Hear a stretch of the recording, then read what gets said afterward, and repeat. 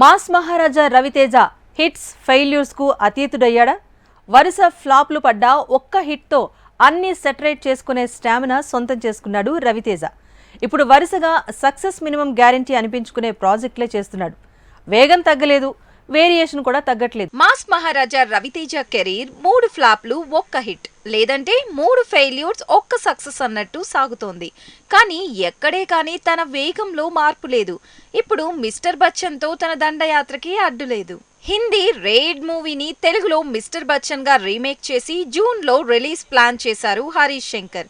ఆ తర్వాత అనుదీప్ తో రవితేజ సినిమా అన్నారు. ఆల్మోస్ట్ అది పట్టాలెక్కబోతోందని ప్రచారం పెంచారు.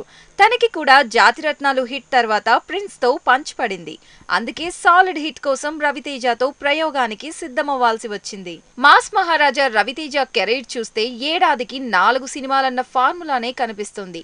హిట్లు ఫ్లాప్స్ తో సంబంధం లేకుండా ఏడాదికి కనీసం 2 లేదంటే 4 సినిమాలు చేస్తున్నాడు, దూసుకెళ్తున్నాడు.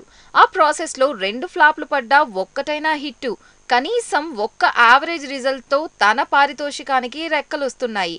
అది తన సక్సెస్ ఫార్ములా అంటూ కామెంట్స్ పెరిగాయి.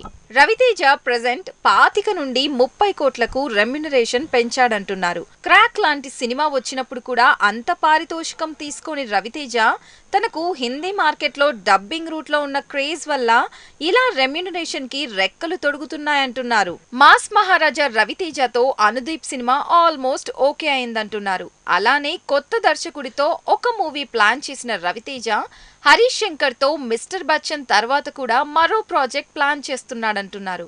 ఇలా ఏడాదికి మినిమం 4 సినిమాలు చేయాలన్న రూల్ ని పక్కాగా పాటిస్తున్నట్టున్నాడు.